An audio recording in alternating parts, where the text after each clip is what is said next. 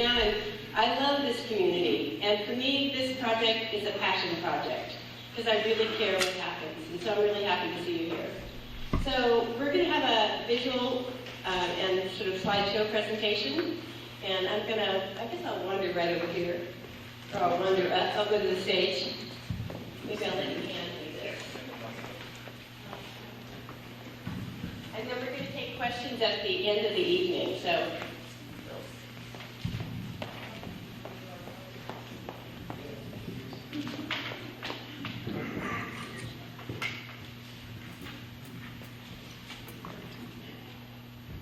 Oh, okay, one last thing. I have a pointer. A pointer? I bought a pointer for this occasion. Did everybody have dinner? Good. Has anybody sent anything to Sound Transit at all, or to the city? One person? Or, yay, very good.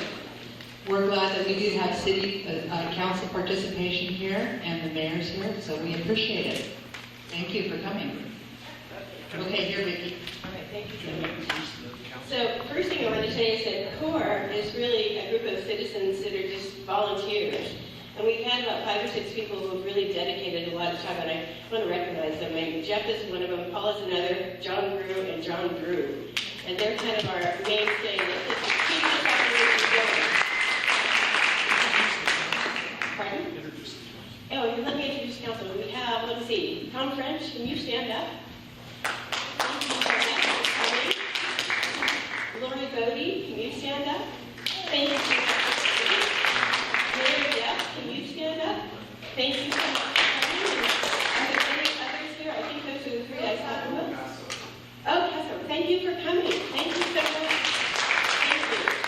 So with that, I think we're going to go ahead and start. So go ahead and flip that. Okay, first image. Okay, so what we have here is this is an alignment. This is from the 60% plans. And what I did is I took the 60% landscape plan and overlaid it on the site. And we're starting at 153rd and then going up to about 41st Avenue Northeast. And what I want to say about this is that this is really the site that is most impacted. This X here is where this picture would be taken. So that's between 38th and 39th. There's going to be these really tall walls that are basically installed because they're going to be cutting into the banks all along the west side of the project. And basically, they will be moving 90,000 cubic yards of soil and debris out of our city, in and out, basically. The other thing is that they'll take out 490 trees. And we'll get more into that as we move along. So they're equally taken out on the east and the west. It's just how this works. Go to the next. So here's more of a close-up. And this time we're looking, this is the creek right in here. And although Sound Transit has said they're just working in the buffer, we've gone to a lot of meetings, and they said, well, we're not really crossing the creek. Turns out they're in the creek. Here's the Sheridan Market right here. And then this is really the beginning of the wall. And it goes on for over 4,000 feet and ends like at 41st Avenue Northeast. The other thing is that, let me see here.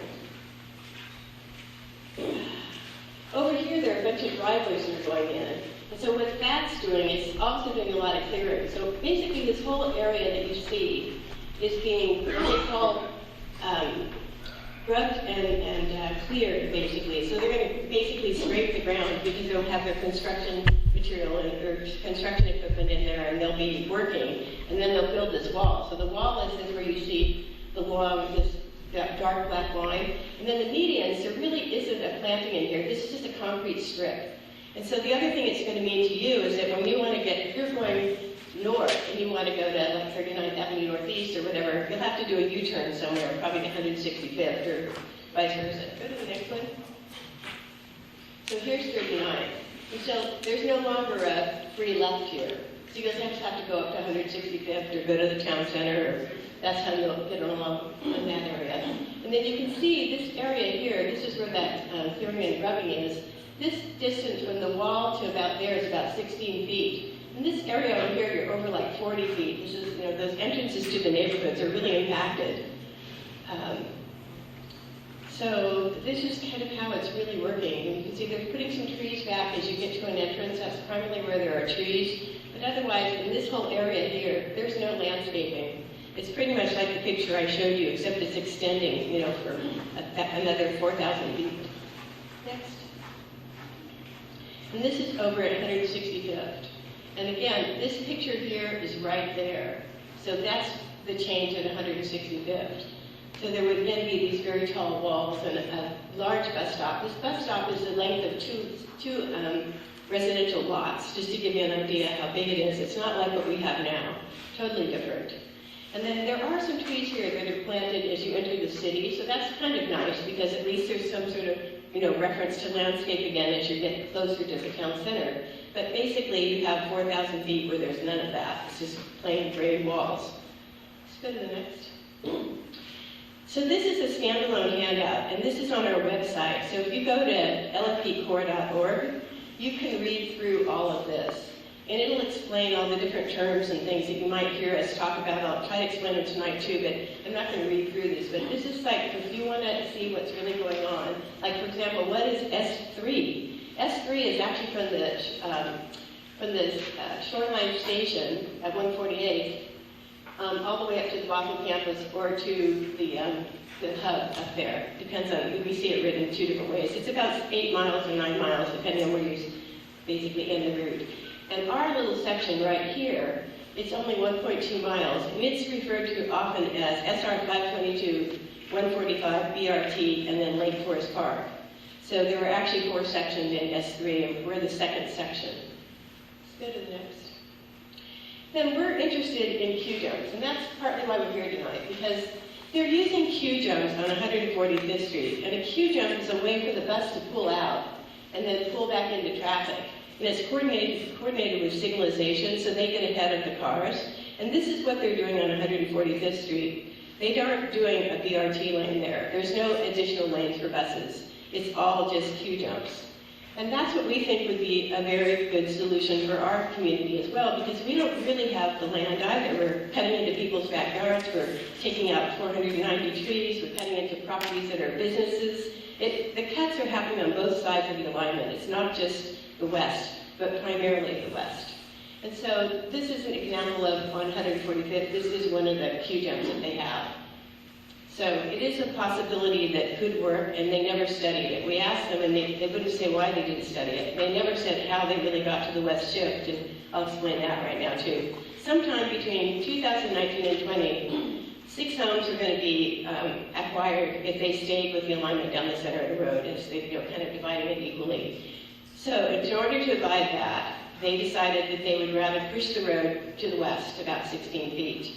But nobody was told on the west that they were doing this, or they would take out 490 trees. The west shift was just sort of instigated, or actually instituted is what I was going to say, without really studying it to see what the impacts were going to be. And we didn't really learn about it. The only reason I knew about it is because I do have a property on 39th Avenue Northeast, and I started getting, notices from the acquisition team. I didn't really learn about it as a citizen who had time to, comment about it. But let's go to the next. So that's how the road shifted. And so I think most people, unless you have a property along the alignment, hardly know anything about this project at all. And that's very unfortunate.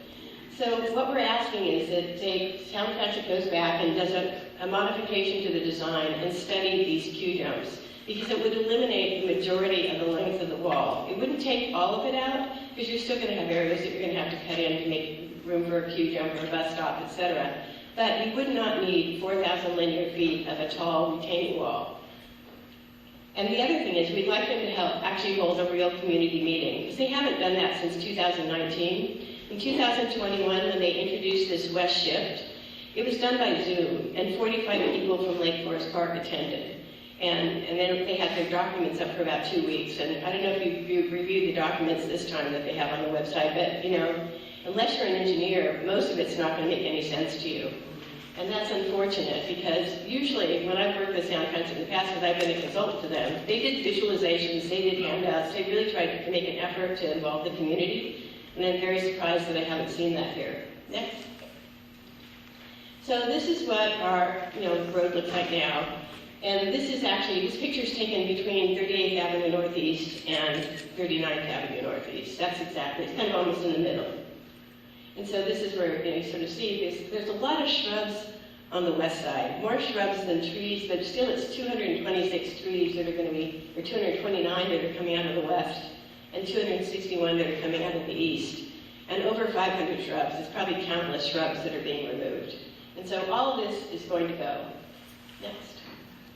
And this is what we're going to get. And this is what they call a typical washtop wall. And how it works with a small city like us, because we don't have a lot of resources, we pretty much have to accept their wall or we have to take over the maintenance. The city must take over the maintenance, which is pretty much unthinkable for Lake Forest Park. So instead what you get is this kind of typical, they call it a granite board, but it's only 3/4 of an inch of relief. It's not much crenellation or something like that would absorb sound. Instead, it's like a big reflector. It's also a very nice area for graffiti. And if any of you have been driving along the freeway lately, you'll notice that the graffiti no longer stops in Seattle. It moves on up through Shoreline now, and it's heading north. So to think that this wall is not going to get graffiti is, really, I think, optimistic. The other thing is this wall exists right next to the road. This is a Jersey barrier right here, this little gray strip, and what that is, it keeps the cars and vehicles from hitting the wall. But what it also means is if you happen to get over here or your pet gets over here, it's kind of a suicide lane for whoever ends up over there. There's no way to get out. You're trapped. Next. So I find it to be a very aggressive road. The other thing is, this picture was in this document here, the Aesthetic Resources Technical Report, that was dated March 2021. And at that point, they said this is a negative high-level visual change. The consultants that actually did that report thought this was not the way to go.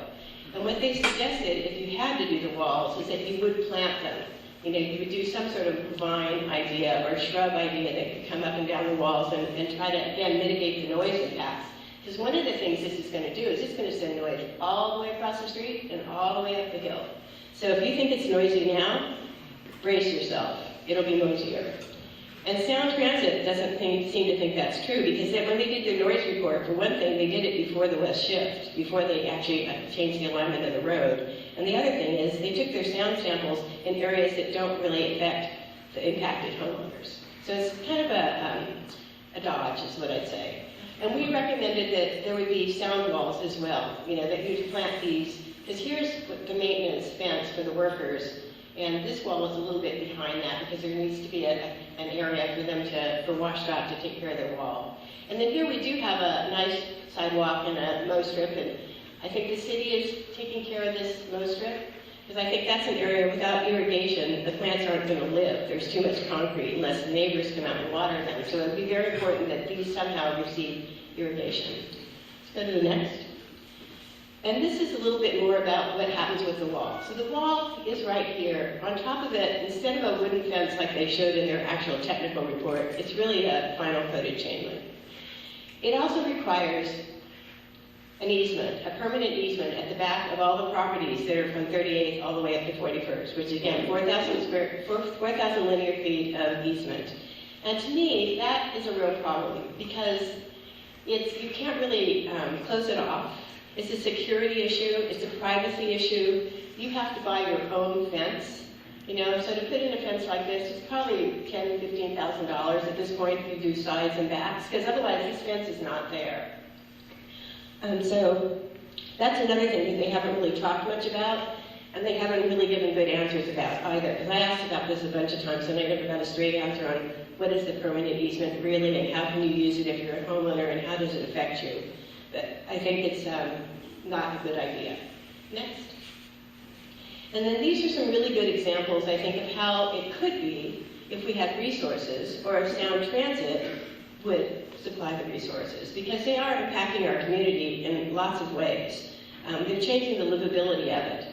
So this is up in Bothell, and this is how Bothell handled it. They put in this fairly narrow, 3 feet wide at most, area with very narrow plantings, and then they also have a strip, mow strip that goes along. And there is irrigation there. They also have the wood fence. Okay, so it sort of feels like if you're walking there, even though it's noisy, you feel protected by the trees, you feel sort of soothed by the greening, because psychologically, the trees really do provide a sense of well-being, and they do influence your health. They've shown that areas that are all concrete, have much more stress for the people. You have much more heart problems, heart attacks, diabetes, weight gain, and insomnia. These are just a few of the things that happen when you're in an area that, doesn't have a tree canopy.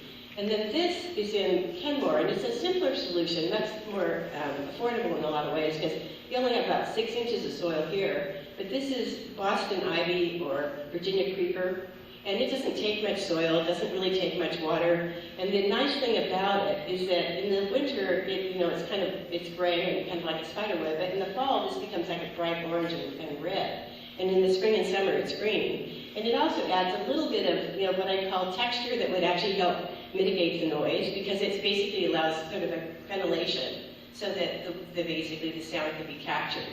Because what you don't want is a hard, flat wall. And that's pretty much what we're getting. Next. And we don't get this, that's the other thing. So I did put this in because we're getting it, we're not getting it, I wish we were. And then this is another idea. I mean, a lot of cities do this concrete patterning, and the reason they do is because it's one of the most cost-effective ways to take care of a blight area. In other words, the blank concrete wall that Sound Transit is proposing with washout is really pretty unattractive. So a lot of cities do stuff like this, and in the scheme of this project, this is like a quarter on a $100 bill. It's like it's not a big price. But you can see a lot of times the imagery comes from nature, because people really do wish they had nature, but they're sometimes happy to settle for something like this. So Lake Forest identifies with trees, and some sort of patterned wall would be, with ventilations that would collect sound, would be a lot better than a blank wall. Let's go to the next.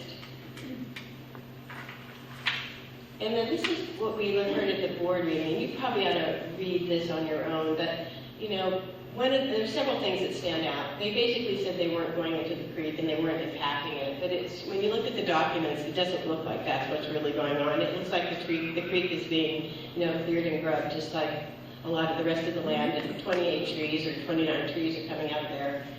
The other thing, these driveways, I don't know if anyone really understood the impact of putting in turnaround driveways on the east side of Bothell Way, because they weren't there in the original plan. The idea then was that there'd be the bus lane, and there'd be basically nobody there but the bus, so there'd be a lot of time to back out and get into the road and be safer than it is now. But with these turnaround driveways, they take out 200, I don't know how many trees I have here, 261 trees, and it's primarily because of the driveways. And they also push the road to the west, because those driveways were actually in the right-of-way originally, they weren't on private property. Then the other thing is about the SEPA here. Sound Transit says it will be 1 decibel, and so there's no need to take care of the noise. No reason to put up sound walls, no reason to ventilate the wall, no reason to use additional materials. But we'll look at the noise study later, and you'll see that I'm not an expert, but when I looked at it, it looked like they sampled noises in the wrong places so that they could get this number. Next. And what else did we see? That's about the noise samples. The Q jumps, these were never studied, and we would definitely like to see them studied. And there's no good reason for not having studied them. They're the most logical solution for our corridor is a Q jump. And then finally, about acquisitions. I've been to several different Sound Transit board meetings, and it's just been, I would say, how can I put it? I do want to say pathetic, but it's been pathetic how they talk about the acquisitions. Because when Faith got up and talked, she said, well, the property acquisitions start at 1 foot square, and I'll get back with you and tell you more in the next meeting. This was the early January meeting. So when she came back the next time, she really didn't say any more than that. And actually, Ken Keel, who was the former board chairman, asked her, well, just how much property are you really impacting? We really care about when private property is impacted. And she still couldn't answer the question. So she kind of left it with this, well, it starts at 1 square foot.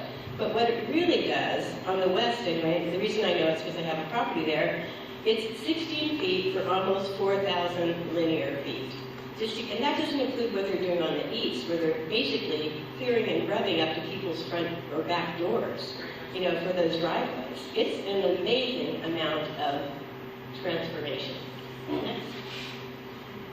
And so this is a good example too, because here's, our wall. This is what Sound Transit did over at the Latvian Community Center. This was very much like that, in that it was all poplar trees. This was a very wooded area initially. And so if you go there now, the church and the community center is right around the back of this. It creates this dead space. This is about 12 feet tall. Our walls will probably be at least that tall and sometimes up to 15. They're a little bit taller than that. They're also shorter than that. But you can see I'm not that many feet away from this wall and I'm taking this picture. It just looks like gray, dead concrete. They didn't put any cladding in, just exactly like they're proposing for us. The only difference is this isn't a road, so there's no Jersey barrier. But that's the look. And I think it's deadly. Next. So these are some questions to consider, and I think this is when Jeff comes up. And Jeff has done a lot of research for us. He's really been in and out of the public records and through the documents and really, and with working with John Brew to actually crunch numbers. And so I'm going to let him walk you through. Thank you. Hi there. My name is Jeff Stead. I live on 155th Street. What's this for? You want a pointer? Oh. I live on 155th Street, just on the other side of the Burr-Gilman Trail. By the way, in 1999, the police knocked on our door, as they did everyone on the south side of 155th, and all the homes on Beach Drive between 155th and 153rd, and all the way up on 153rd, and told us to evacuate because there was a landslide that occurred in Blachetta Creek. And that's why our neighbors are exceedingly concerned about this effort to try to cross Blachetta Creek. That said, I had the great pleasure of spending a couple of months digging on the Sound Transit website. And let me tell you, finding meaningful information about this project from Sound Transit on their website does take months. I found over 150 articles, and I read all of them. And I began to find several nuggets of information that helped us understand really what is the cost of this project, how much is being spent to do it city by city by city, and what is the benefit. At the end of the day, why is Sound Transit willing to spend $651 million building the road from Bothell, UW Bothell campus to the South Shoreline link? $651 million over 8 miles. The benefit is to increase the speed of the bus during weekday peak rush hour traffic. That's 3 hours in the morning, 3 hours in the afternoon. No problem the rest of the day. So it's all about increasing how fast the bus can go.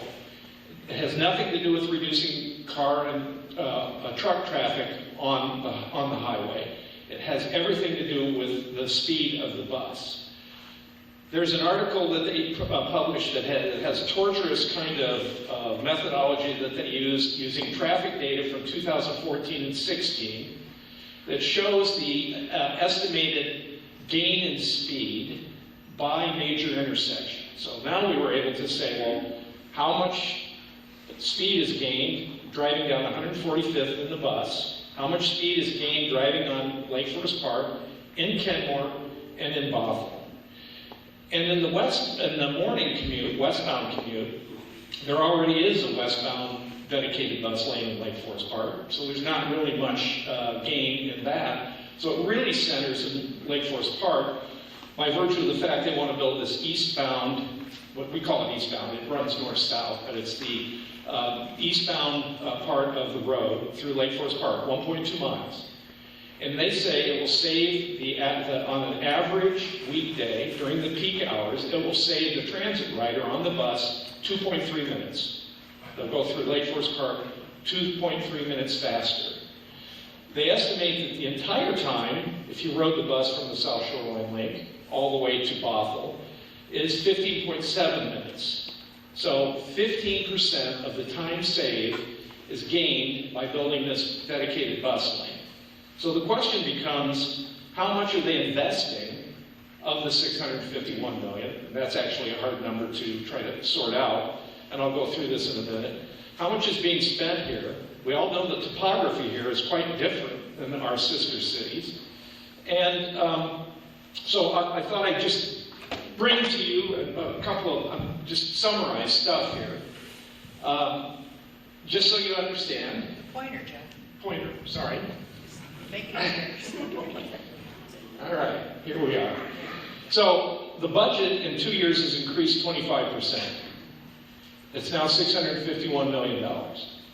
Probably that's driven by increased construction and property acquisition costs, inflation, and the decision to move the roadway to the west, which involved a whole bunch of additional property acquisition efforts. The bulk of the construction and construction management, so this is a slightly different number, it's a subset of the $651 million. The bulk of the construction and construction management and property acquisition and permitting costs, which total about $464 million, of that, 55% of the total construction and property acquisition costs is spent here in LFP. 54% of the total 204 properties owners who must provide sound transit with all or part of their property are here in Lake Forest Park. 67% of the cost of property acquisitions is in Lake Forest Park. 64%, and this number is really amazing, 64% of the 95,000 tons of topsoil and debris that has to be hauled in and out to build the road here in Lake Forest Park. Of the 95,000 tons of dirt, 64% of that is in Lake Forest Park. And by the way, I was trying to think, how do I think about 95,000 tons? The Nimitz-class aircraft carrier of the U.S. Navy weighs 100,000 tons. So that translates into about, 91 truckloads running every week for a year in and out of Lake Forest Park. And the value, as I said earlier, the value to the transit rider is 15%. Now what we're saying, Vicki brought this up, is that, one other thing I want to point out too before I get into this, of the total time, the 15.7 minutes that's saved, because you can now look at how much is being saved in the Seattle shoreline section, the Lake Forest Park, Kenmore, and so on. The amazing thing is that 62% of the total reduced transit time out of the 15.7 minutes is in the 1.5 miles between the South Shoreline Link Station and Bothell Way.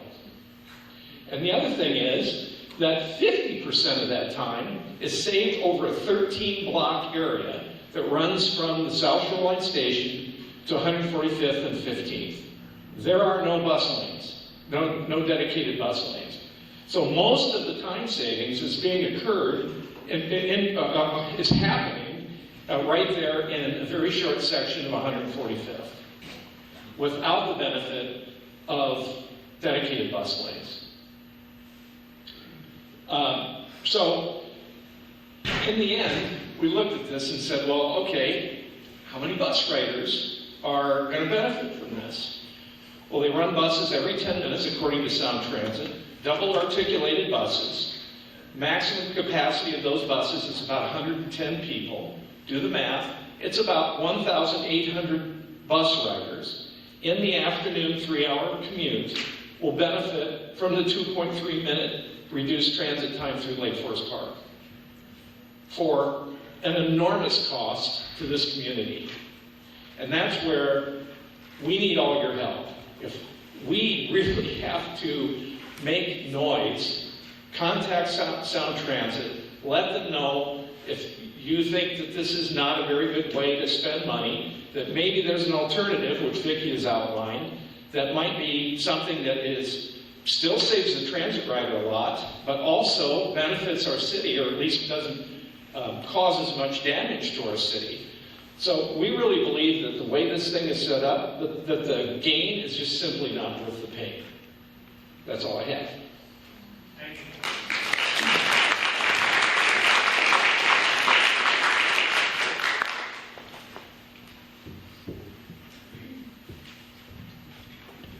Let's go to the next slide. So this is the plans. Oops. I'll leave this guy. Thank you. So we'll show you just some quick some quick views of some of the plans. I just pulled a few, but this is the page from the noise study. And where you see these red X's, this is where they sampled sound for 24 hours. But our areas are really in here, right? And where they did take sound, and I'm not a sound expert, but they took them away from the road behind houses and things like that, behind buildings. And for the people that are impacted along the highway, it's really, their backyards that are going to be really, really noisy. And it's going to be noisier than it is right now. And quite frankly, I left my house on 39th Avenue Northeast and moved across the street and down the hill because I was concerned about the amount of noise that this road was going to generate. Because I lived there 15 years and I didn't think I could take another 15 with any even increased volume. So I mean, I take it seriously, but this is you can look at this on our website. We posted these pages along with other pages from the noise report. The noise report is about 90 pages and only about 6 pages relate to Lake Forest Park. Next. And now Paula's going to come up and talk about the creek. Paula's Sheridan Market is right next to it, so she knows this area better than most of us, and she's experienced this.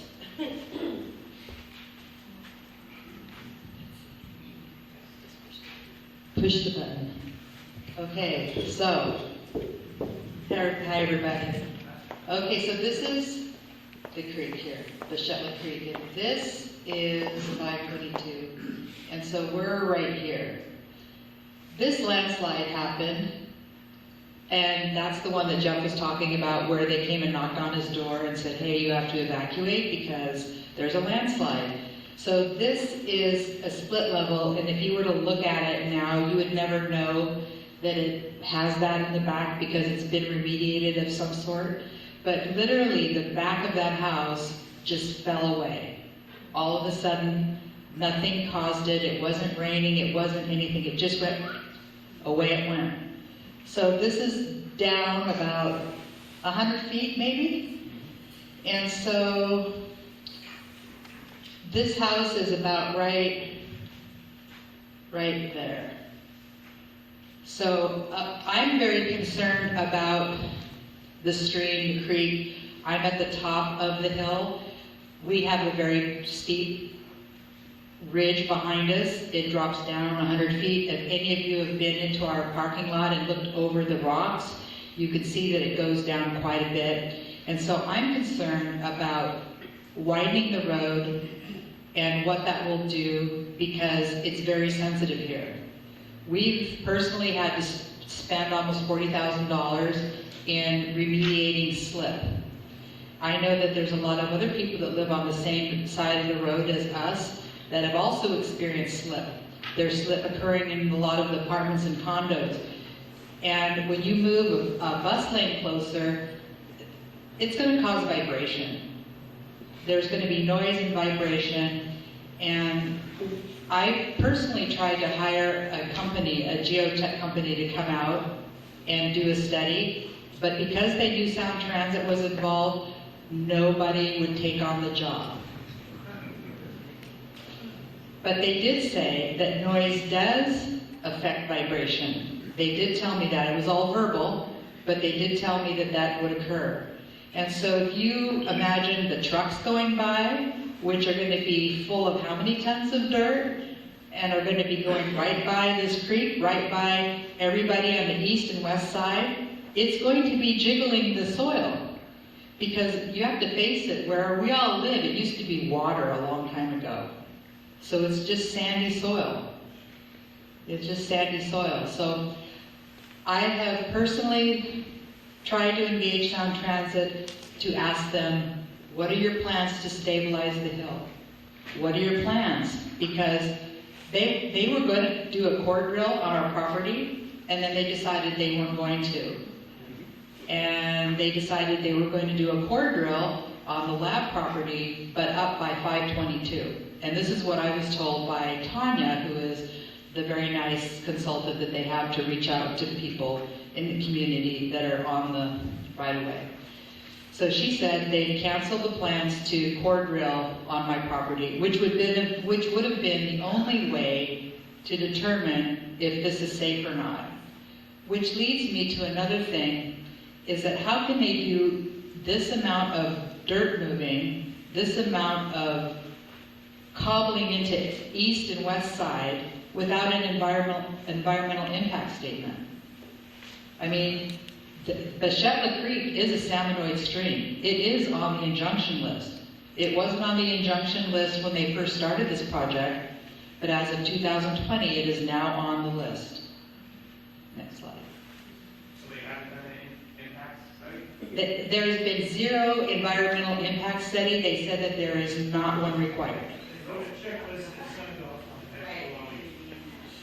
Any project like that. Yes, so, all right.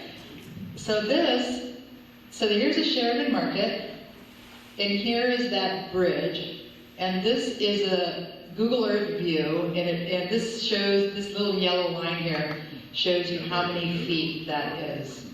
Now, Beshetla Creek was first recorded as Beshetla Creek. The earliest reference that I could find to that name was in a map of Indian names that was created in 1922. So down here somewhere, somebody might know, there's a property here with a big rock. That's what Beshetla means. And I did talk to a WashDOT guy who is not part of this jurisdiction, but he told me that he knows someone down here that has a big rock. And that's what that name means. So this is where Beshetla Creek goes down. You can see that these trees have very large canopies. These trees here are over 150 feet tall. It's really amazing that if anybody wants to come and take a look at the trees, they can come and see me and I'll take you on a little tour. But where that house dropped where it dropped its pants was right here. So this is where, this house here, that's where that occurred. So that's pretty far away from here, but you can see that this is all sensitive. So if they're gonna cut into here to here, they're taking all the way up to my mailbox. They're gonna get rid of all the trees here. The billboard goes away. The billboard is within 36 inches of the steep slope. So if they're gonna pull out, it probably the supports of that thing, or it's a 60 by 40 foot billboard. That's huge, one of the last of its kind. But the structure of it goes probably down 30 feet. You know, it's got to be rooted in the bedrock. It's about 30 feet down. How can they remove that and not affect any slip or any dirt going down into the creek bed? I don't know. That's what I'm saying. There's no environmental impact. This is all home to eagles and birds, and you know, they've obviously decided that it would bear salmon if it was corrected. So I'm going to go with that. I love our fish, but back in the day, this actually, you can see that it came up here and it goes all the way up here. So this is why this is so expensive here, because this was actually widened the most it realistically could in 2009 when WashDOT widened the road. So that's when they elevated the road. They took most of the parking lot for the Sheridan at that time. The Sheridan used to have a front porch that stuck out 8 feet further than it does now, but they took that. So for me, as the owner of the Sheridan Market, and I'm very happy that I was able to get it on the historical registry, yay. But what am I going to do with it if I don't have a parking lot? They want to take I have parking for tenants right here. I mean, this is just an individual thing, but there's a lot of people in this audience that have come to the Sheridan Market, so they know what we do there, and we have rented it for people to do community things. We've rented it for people to have funerals, birthday parties. There's music there. It's a place for people to come. So I'm speaking at it as one of the only places in the community that looks the same way that it did a long time ago. And when the first recording of the property I have, this road was called Victory Way. So Victory Way was a name that they gave this road back after the First World War. And a lot of these trees that are here and possibly here, we don't know because there's been modifications. But a lot of the trees were planted as, it was considered a road of remembrance. So there were roads of remembrance across the United States for World War I, and it's where they planted trees. And because it's in honor of all the people that lost their lives during World War I. So that's, for me, I did a lot of research on that, and that's why I'm sensitive to the trees here. Because I don't know which ones were planted then, but I don't want to see any of them go. So that's what I have to say. And so I think we're probably going to have some questions pretty soon. Next slide. Thank you.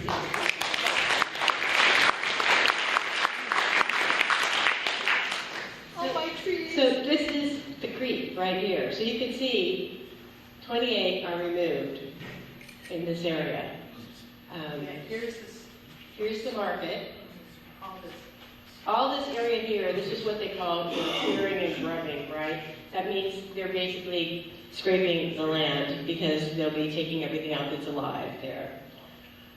And then this is these hatches here, this is where they're removing asphalt. So this is like 60% civil engineering drawings. And we have this whole stack. Look at the whole alignment. It's on our website. So you can just go through page by page. And I went through and marked, how many trees are on each side. Because I just think it's kind of interesting to see where the trees are being removed, and how many. So let's go to the next. And then this is, I looked at the neighborhood entries because I think there's something that we all kind of are familiar with and use. And so this is at 39th, and you can see, again, this is a huge impact that's happening here, how much clearing and grubbing. All those beautiful, old, mature trees are not going to be there.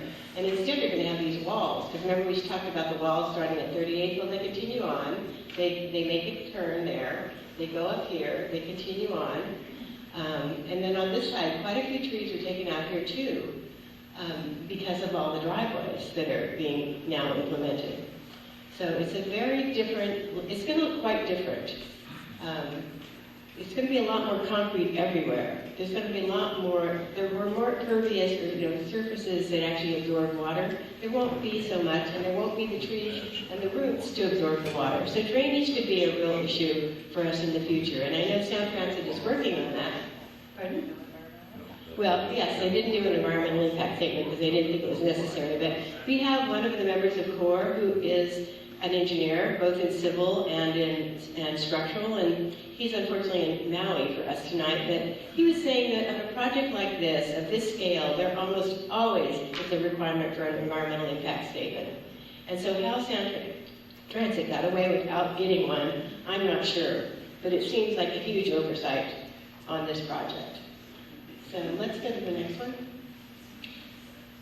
And then here we are at 165th. And here, this is about 50 feet of blading into this property here, in these entrances. On both sides, there's quite a bit. And you can sort of see what's happening here, too, on the east. I mean, how much of this area here is being bladed. Basically it'll come back as, driveways. But a lot of trees are coming out as a result of that. You see all these trees in here, all those trees. And so this area here, this is the 16 feet I'm talking about. That's 16 about there. And, that's 4,000 feet of 16 feet, just to get an idea. That's a lot of clearing and grubbing.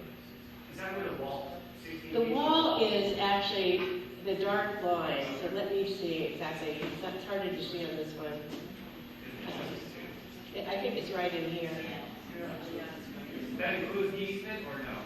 Pardon? Does that include the easement as well? The easement is on the other side of the wall. It's in this area. So there's more than 16 feet? Well, what it is the 16 feet actually starts at the rockery, I believe. We have to get better plans to look at that, but it's approximately, it starts at 2 feet in front of the wall is where the 16 feet, I think, actually, where the right-of-way starts into the properties.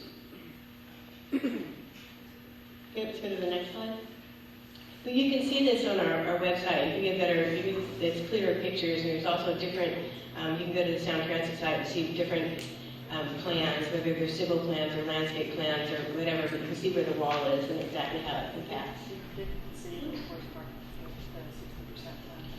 Yeah, the City of Lake Forest Park has the plans too, but we also have it on ours. We have a link, so we have an information area where you can just go and link. So, do you guys want to come up here and do you have questions? Anyone have questions?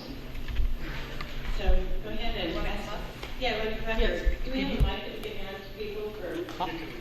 I'll speak loudly. I'm Steve. Oh, great. Thanks. I'm Steve McGee, and could you explain? You showed the prettier walls in Bothell and Kenmore. They had landscaping on them. How they ended up with better walls than is going to be proposed for us? I believe the city paid for those walls. Pardon? Right, South Transit didn't build those. Right, they're done by the city. Okay, and then my second question is, in Lake Forest Park, we cannot remove a single tree without, getting a permit and replacing it. And so how is it that Sound Transit can go through and just, willy-nilly remove all these trees? I'm going to direct this question maybe to the city council because they can tell you more about that. Anyone want to take back a question? If 490 trees, and we have to really. Hi, Bill. Hello. Evening. Bill, City Administrator for Lake Forest Park. Sound Transit will have to get the same permits that anybody in the city of Lake Forest Park has to get, and they will have to replace them. That is something that we will work with them. But to date, I couldn't tell you exactly what that looks like because they haven't submitted those permits at this time. But they have to follow the same rules everybody else has to follow. Do you need 450 permits or one permit?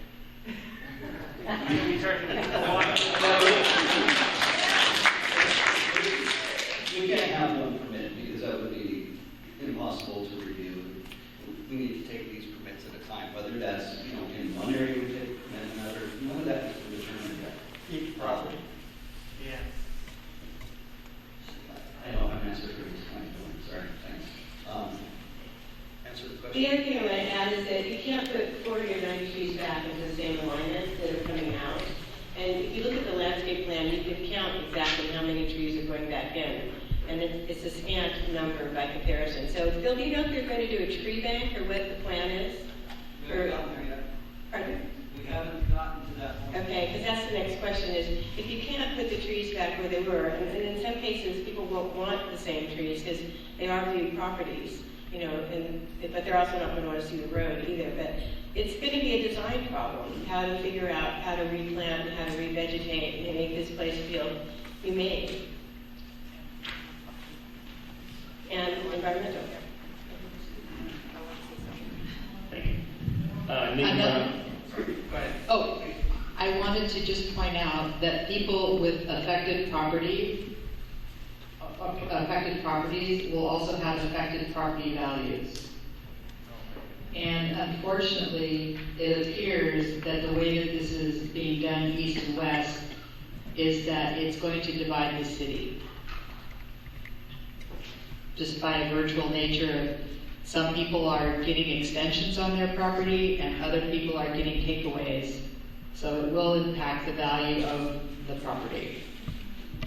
So is there some more questions? Yes? Hi, good evening. Nathan Brown, I live on 60th, so I'm not quite impacted, but I drive this road every day. Obviously, concrete is just plain concrete. It sucks. Is there what's the time frame for the start of it, shovel ready? Right now, they still haven't finished all of their property acquisitions. So until they finish their property acquisitions, they can't do anything. It's probably a year and a half or a year or so. So the plan is changing as time goes by, but they don't intend to break. They don't think they'll break ground for 2 years, and they don't think that the road will be ready and open until 2027. And they cannot put a spade in the ground until all the permits across all the jurisdictions have been granted. And that's, as Phil well knows, that is not a simple or fast process. Yeah, there's There's time time. to speak up, and that's what I want to encourage you, because I work on railroad projects professionally as a designer, and, it's like the community has a lot of say in what happens ultimately if the community is vocal. You can influence projects even after 60%. It's not a done deal yet. It's not a done deal till the shovels are in the ground. So I encourage everybody to speak up and encourage your neighbors. If you don't like this project, if you like it, embrace it. But if you don't, please speak up. One thing I would say is, everyone knows where the Yakima Fruit Market is, right? So the original plan Sound Transit had was to put a 1-mile dedicated eastbound bus lane that would have taken out almost all the parking of the Yakima Fruit Market. And there's an article, and we can, if we got your email address, we'll forward it to you. A wonderful story about how they got Sound Transit to not build that bus lane. Instead, what Sound Transit is doing is just past the Yakima Fruit Market, they're building a center turning lane, dedicated eastbound turning lane for buses, because in the future, when the route is done, buses will not continue on toward 405. They'll come up to Bothell Way and turn left and go down, mostly like through downtown Bothell, and then behind Bothell, because there's a lot of apartment complexes there. So they're routing the bus through multiple cities. And that's one of the reasons why the bus takes longer, because they have to pass through 5 stoplights and 3 stop signs, more than what they do now. But it is, in the end, probably the right thing to do, because people can walk and get on the bus. Hi, my name's Alex Chisel. Even though I live in Kenmore, my wife and I own Lake Forest Park Animal Hospital, right there on Bothell Way. And I'm curious, you have really great renderings and pictures of the wall that's going from 145th. Can you say where the northern point of that wall is going to be? Where does the north part stop? Can you put the flash back up? It's at 41st, really, but it's coming down. When you go home or if you drive by that way, the hill goes up and down, right? And so by the time you get to where the bed is, across from 41st Avenue northeast, the wall is kind of low at that point. But that's where the end of the wall is. So let's see, maybe that's not, I want to go to the map at the very beginning of the show. And to the third image, because I can show it. Keep going. Stop. Go one more. So, let me see where I am here. Okay, so 65th is, here's 65th. So 41st, it's hard to see on this map because it's fuzzy. But it's somewhere, where's 41st coming in? Can anyone see it on here? It's hard to see. But that's where the wall stops. It stops right here, which is kind of across. Right there. And here's the bed. So, but here it's kind of low, but then by the time you get up here, it's high. It's going up and down. This wall is going from 3 feet up to 16 feet, and every dimension in between. It's not one thing. You're heading into a hill is what's going on. And so in order to retain all that earth, that's why we have these, what they're called retaining walls. So it's 4,000 feet of, a minimum of 4,000 feet of wall. We actually have a few. Hi, my name is Jim Stillwater. I have a residence in Forest Park. I like to follow the money. Who has the most to gain on this project? Is it concrete? Who's driving the truck? That's a really good question, and I think that's a great question. I mean, certainly a lot of people in the engineering field and contractors and everyone loves Sound Transit because they even said this at their board meeting, how many jobs they're creating. They're creating a lot of jobs with these projects, and so there are people or companies that will benefit, basically at our expense is what it gets down to. But go ahead, Jeff. So I can't answer that question, but I can tell you I wish I owned a trucking company, because it takes 4,700 loads of trucks to move the debris. So. Yeah, so I mean, that's a good question to ask, and we don't know the answer, but we do know. Go ahead. So I'm Tom Bird. I live just a couple blocks west of this project. And I have a question. question and I have a comment. The question is, can't we somehow insist that there be an environmental impact? Yeah. It sounds to me like that's an absolute step they took that they shouldn't, legally, they should not have taken. And when you've got a creek like this, it also comes, it's coming very close to McAleer Creek. So I think there's got to be some way the community and the city council can insist that an environmental impact statement, so that's my question. Then I also have a comment. I heard something I'd never heard before. It probably sounds very trivial, but in fact it may not be.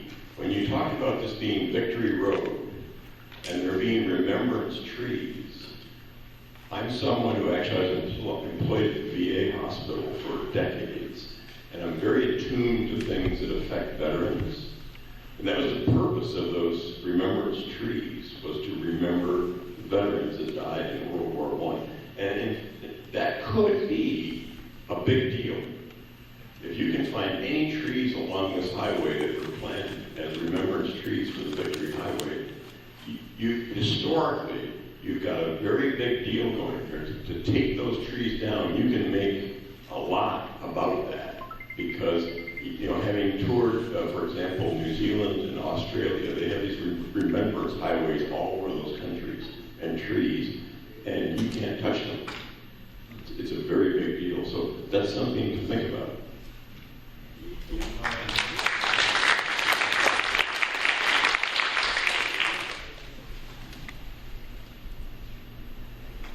Would you mind answering his first part of the question? My name is Dick Harris. What was it? I wonder how many are here that actually front Buffalo Way, that's going to have their properties acquired and whatever. So, I guess a few.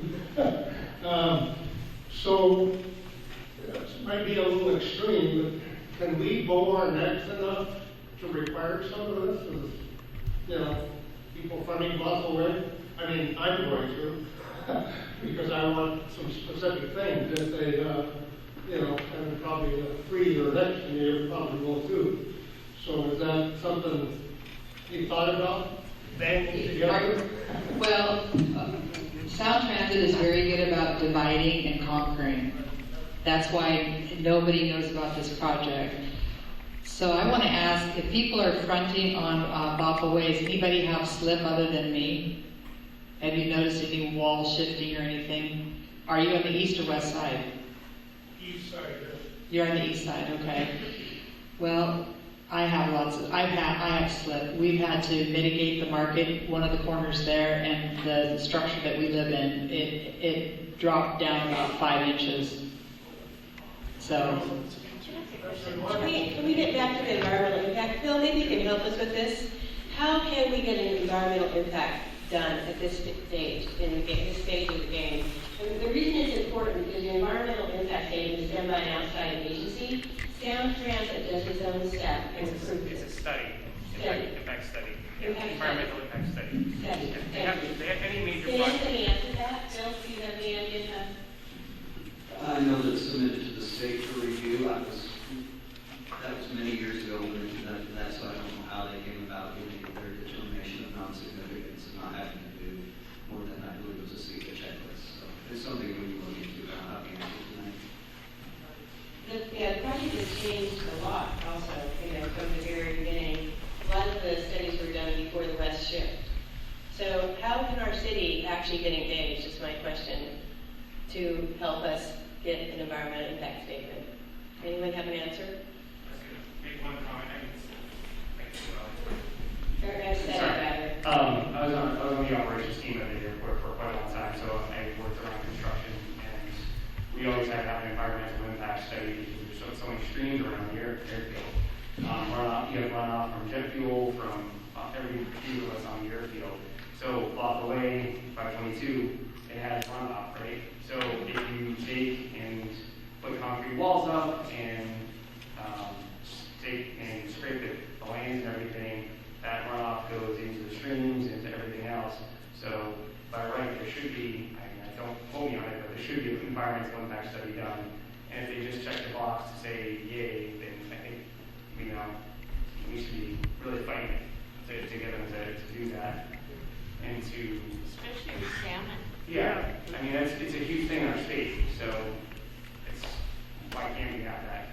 And then are we like the residents step tile to like this stretch of road? I mean, Bothell and Kenmore and all these other places, they have this, yes, they paid for it, but maybe we can come to some kind of agreement or some kind of thing where we're not in 16-foot walls, we have step backs like we did, you know, that doesn't cost any extra to put, you know, step back. So it's maybe a 4-foot wall and a 10-foot wall behind it that's stepped back with plantings and everything else and different things. Just like, you know, you said with greenery, it makes the place look a lot better and it doesn't feel like you're going down, you know, the city streets. We live in Lake Forest Park, so thank you.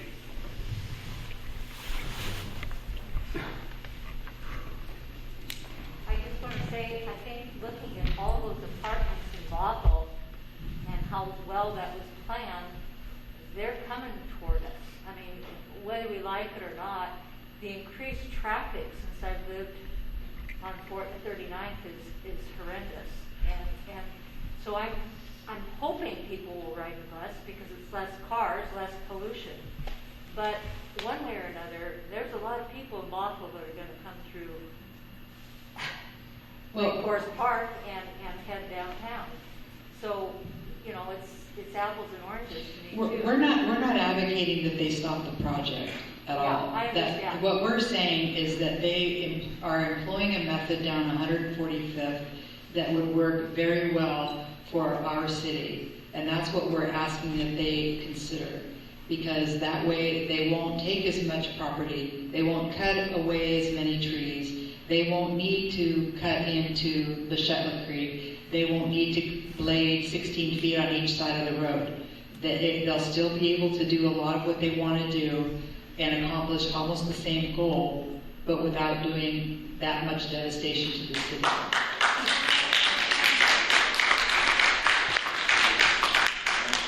Save a couple $100 million. Yes, that's true, because after all, this is our money. We get taxed on every, right? You pay your tax, you have RTA taxes on your license tabs, you pay lots of property taxes, and this whole thing is not a benefit to the city. I mean, I don't see a benefit to the city.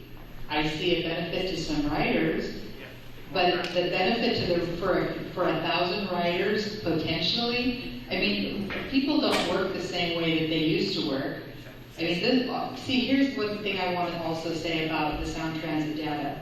The data is conflated because they use information from before the shift to the west, or they've used data from shifting to the east, but they've updated they put a new date on it, but it's not data for the shift to the west. They're using old data, they haven't updated it, and that's what the problem is because they're not, they haven't updated everything because of the west shift.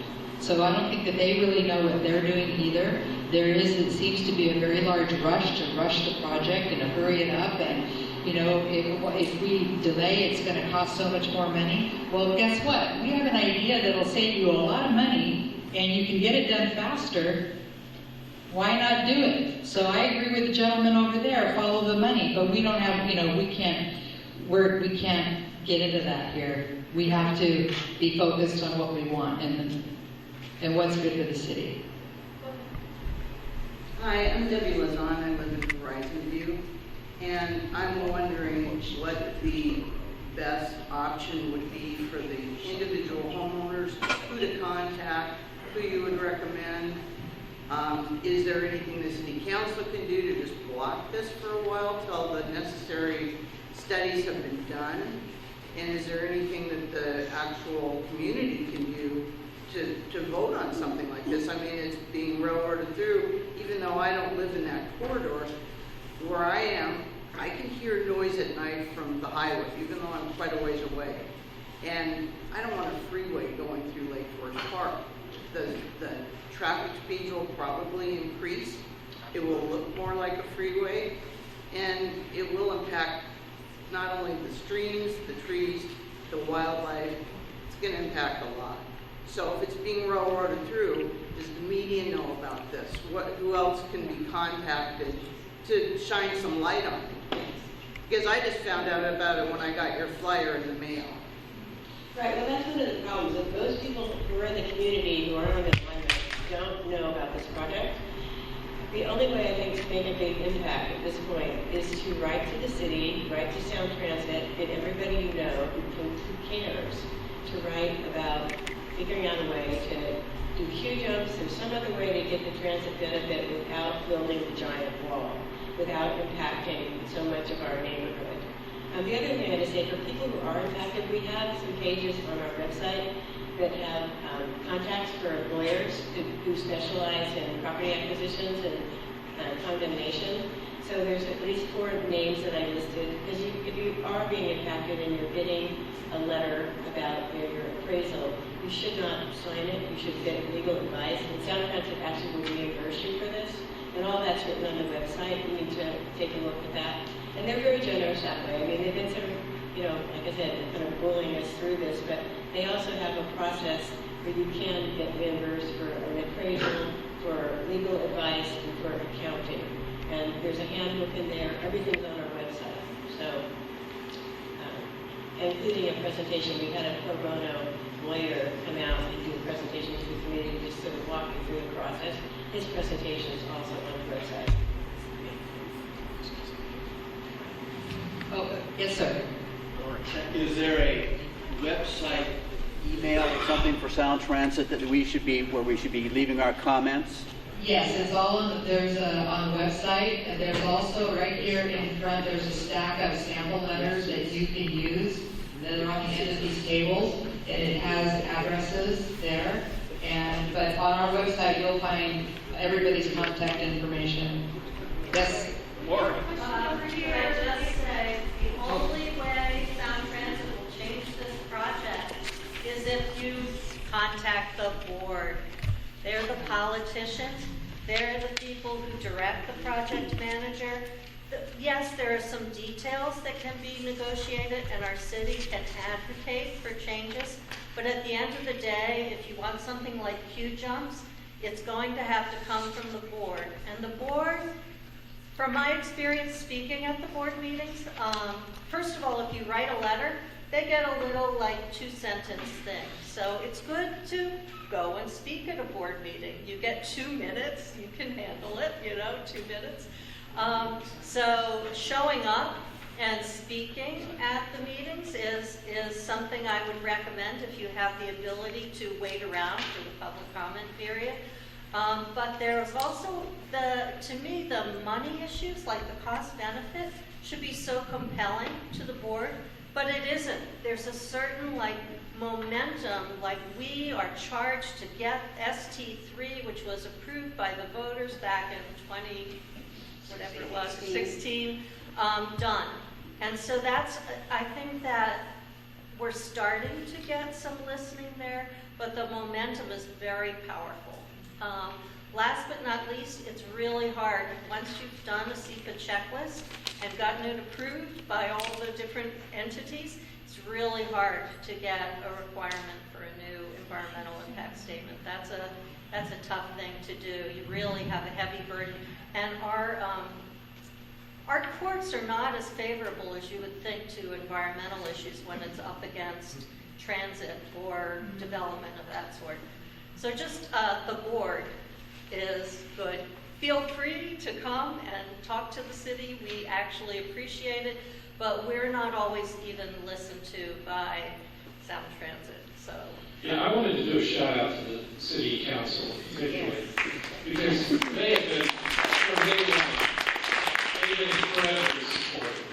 In fact, they passed, I don't know if it was a motion, or I can't remember the technical name of it, but formally the city council went to Sound Transit and formally asked for Sound Transit to take a 90-day pause to study an alternative approach.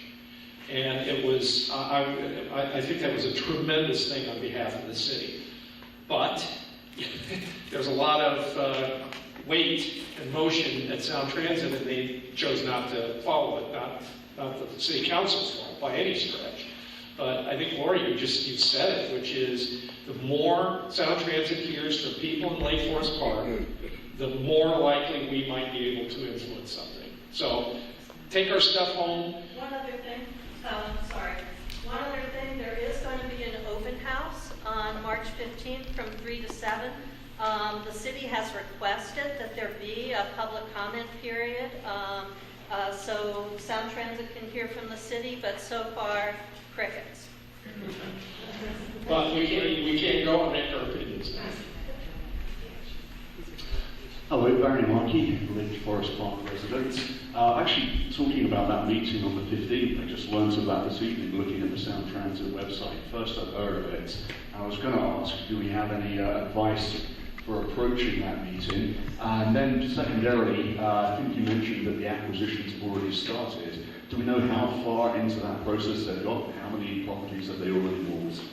Well, I don't know the answer to that. I do know that it takes a long time, somewhere between 1 and 2 years from when a property owner is first contacted until the check is written and done. So it's a lengthy process.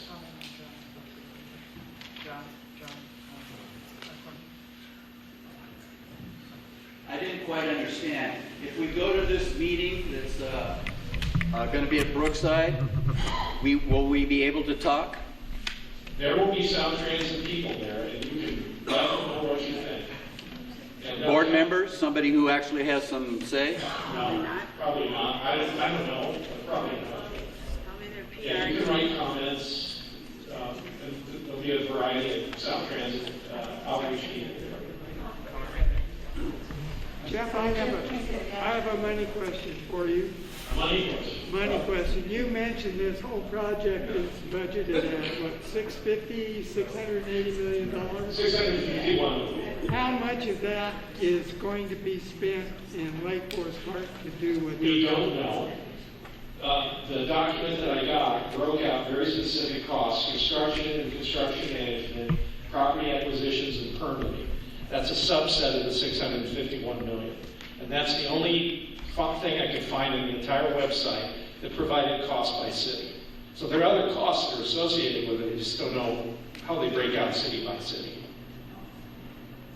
I was just wondering, with Lori's suggestion about going to the Sound Transit board, is there a suggestion that we go en masse? I mean, is there a way that we get notified when there's a meeting so that a lot of us could go and make big impressions? Yeah, all the media.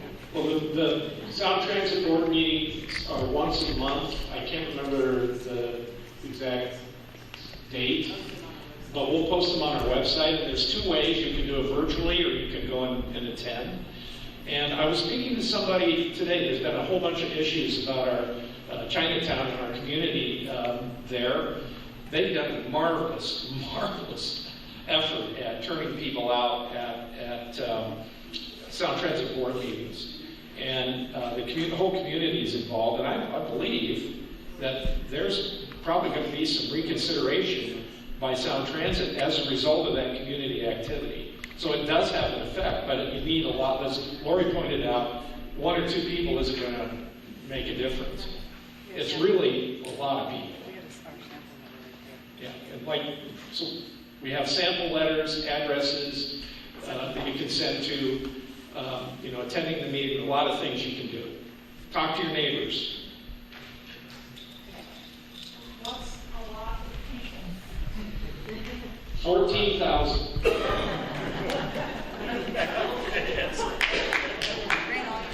Everybody here, go to the Sound Transit meeting. Yeah, there's about 80 people here. If each one talk, if you get talk to 600 people, that'd make a difference. Jeff, I was just going to say that the board meetings for Sound Transit are held on the 4th Thursday of each month from 1:30 to 4 p.m. Oh, of course.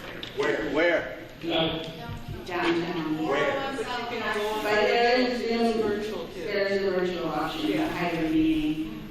So it will be posted. When the ID showed up at the board meeting, they had about 50 people, just to give you an idea, and that was impressive. built the space. Could I ask how many got these, did the whole city get these, or how many? 5,000. We personally funded the postage in preparation of all of 5,000 of those mailers. That came from 5,000? We can only afford 5,000. 5,000. Thank you. 5,000 households.